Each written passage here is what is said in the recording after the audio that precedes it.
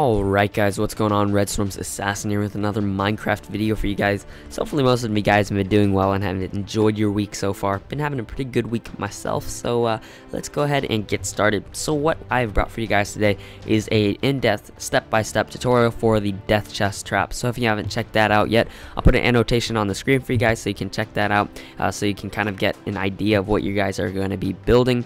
But without further ado, let's go ahead and get started. And on a quick side note though, I'd also like to say that I reached 1,000 subscribers just the other day or last week, and I'm really excited and thankful about that, and I'm really appreciative of all you guys' support. But I'm making a video for that, and I'm gonna have a little subscriber special, and it's gonna be something fun, kind of cool thing. But yeah, so look forward to that, and let's go ahead and get started. So quickly, I'm going to go ahead and show you guys the redstone behind it. So for those of you who are a bit more advanced in redstone, you can kind of look at it and get an idea of what you're doing and get started. But for those of you who need help, this part's for you, so keep watching. Alright, so when we go here and say we break this, I'm going to fly so I don't actually kill myself, and I'm going to break into this redstone here in the back. So when they break the block, right, it opens up and then it replaces, and the door, the floor comes back. So that's really easy to engineer. So I'm going to come back here and kind of show you how this works.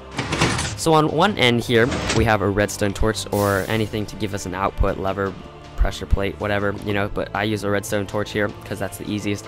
And it comes on through this way, travels through the block because the block is acting as if redstone. So when you break the block, you're actually just breaking the redstone current, causing it to break. And then it comes down here and links to all these pistons. So for those of you who know what you're doing, you can go ahead and get started on that. But this part right here is a smooth stone generator. So this generates smooth stone really simply. I built a pretty compact one. Just lava has to fall on top of water, so that creates smooth stone. And then we've got a piston over here with a clock back here, and this minecart is just to keep the clock from freezing up. So that's the basics of the trap. If you still need help, go ahead and keep watching, and I'm going to go ahead and go through this with you guys step by step, and we're going to build it together. Alright, so let's get started. Alright, so I've kind of reconstructed our scene by actually just copying and pasting a chunk of the world up into the random sky so that we can work with this a little bit easier. But yeah, let's go ahead and get started, guys. Alright, so first off, let's go ahead and go over a few of the specific items we're going to need. So first off, we're going to need our basic items such as pickaxes, torches, and other stuff like that. And then we're going to need our redstone items that come next, like redstone dust, redstone repeaters or diodes, torches. We're going to need a lever, our sticky pistons, about 5 should do, 1 sticky piston, water, about 2 lava buckets, a sign, and then we're going to need a minecart and powered rails, which are optional, a chest obviously, regular stone, and that should be about it. I'll put a list up on the screen for you guys while I was talking, so you can kind of following along a little bit easier since I'm kind of going all over the place. But yeah, let's go ahead and take a look inside. So first off, we're gonna have a regular house setup just like this. See, so I've built kind of an ugly house, I guess you could say. A nice little house we've built, and then we're gonna have a wall. And so what we're gonna do is we're gonna start by digging out a hallway that's 5 long. So this is about good, 1, 2, 3, 4, and then we're going to use this one right here as 5, and we're going to put a sticky piston right under this crafting table right here, and that'll make things a little bit easier. And next we're actually going to make this a little bit taller for us, and we're going to dig out a couple of blocks this way, and by doing this we actually make the place feel a little bit more roomy so people don't feel like they're going right into a hallway that's going to kill them. So that's kind of nice, and let's go ahead and get started. So first off, what you're going to need is you're going to need your chest. Now, one quick thing I'd like to point out that a lot of people made comments about in my last video was that you can break the chest, and yes, you can break the chest, but if you want to fix that, you can actually add a block update detection system to kind of fix that, or something else, put a torch next to it and cause a redstone circuit to go through the chest too. But for the purpose of the video, I'm not going to do that because the chest is actually going to be more of a decoy rather than an actual chest, because you don't want to use it on yourself for obvious reasons. Alright, so let's go ahead and dig out a little hole here where we can place our chest.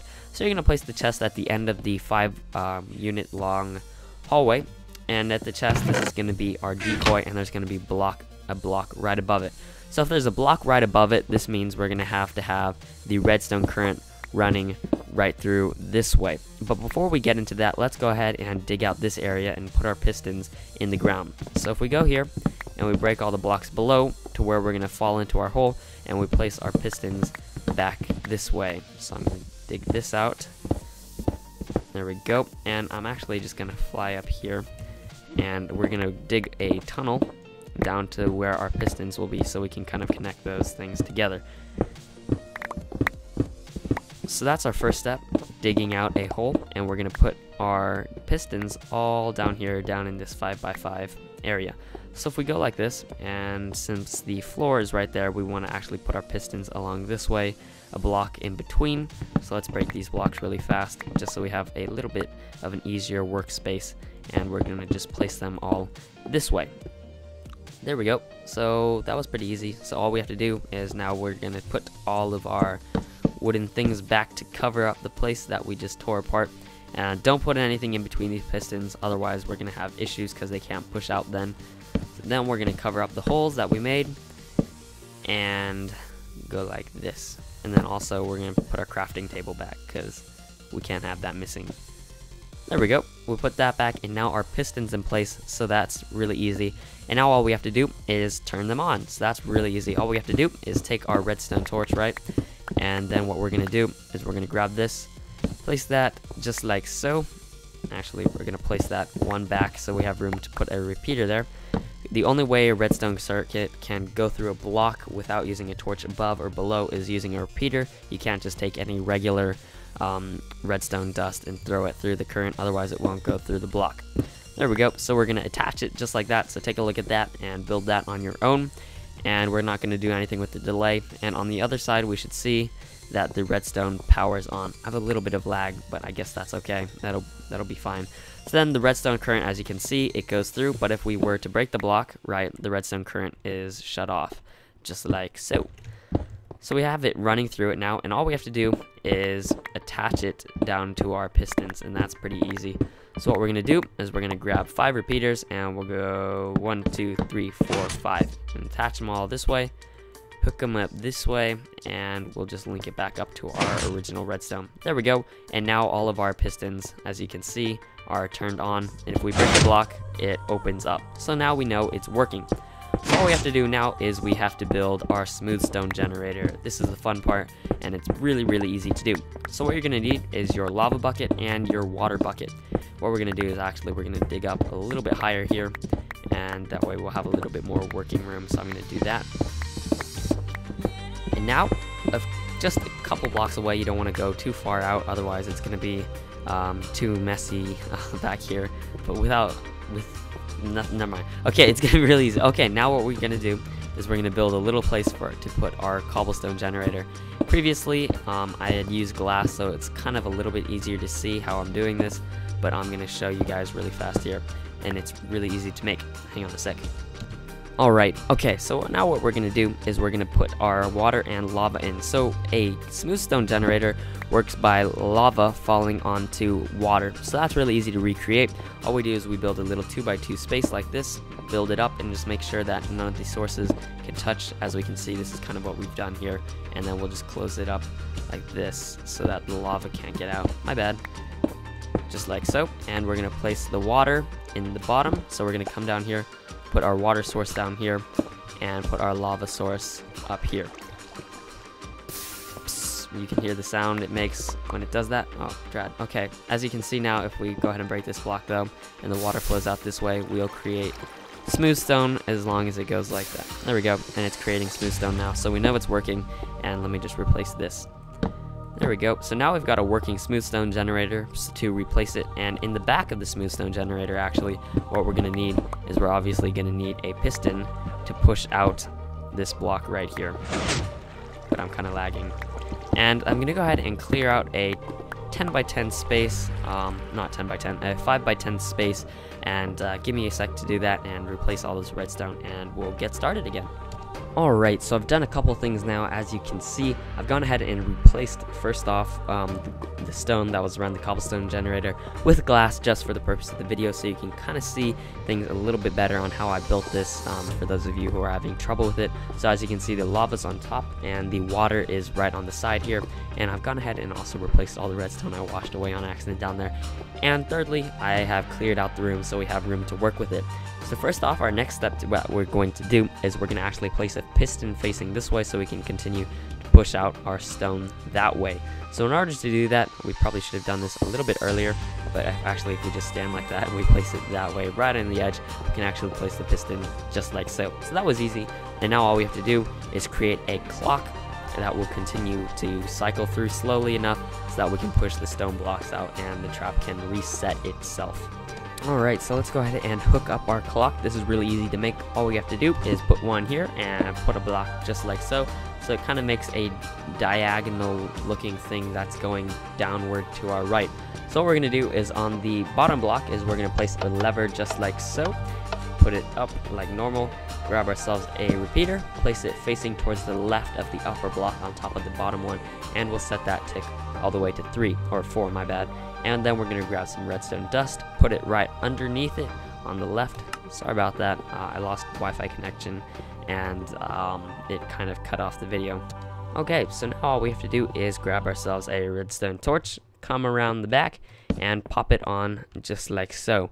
Next, we're going to grab ourselves some repeaters, go out this way, set each of the ticks to the maximum of 4, and we'll come around like this really easily, hook them all up together, and we want to put them on this thing up on the very top.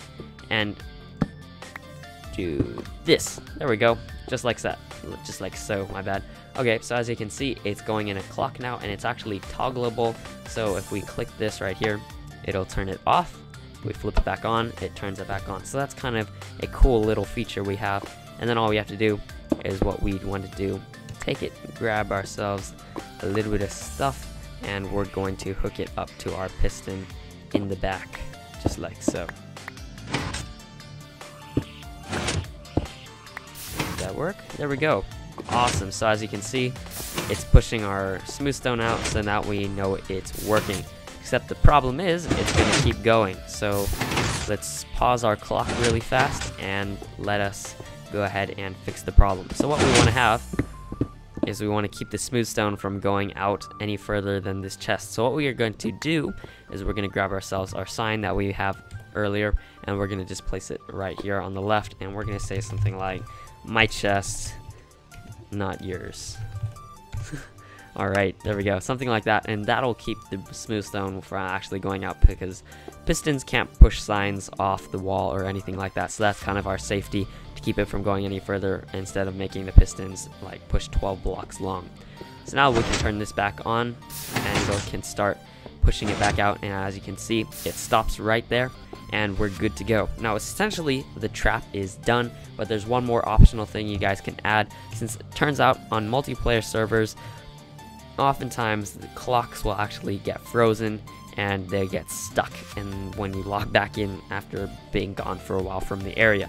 So in order to fix this, we can just add a block update detection, because the redstone will actually restart the clock if you have a block that's constantly updating.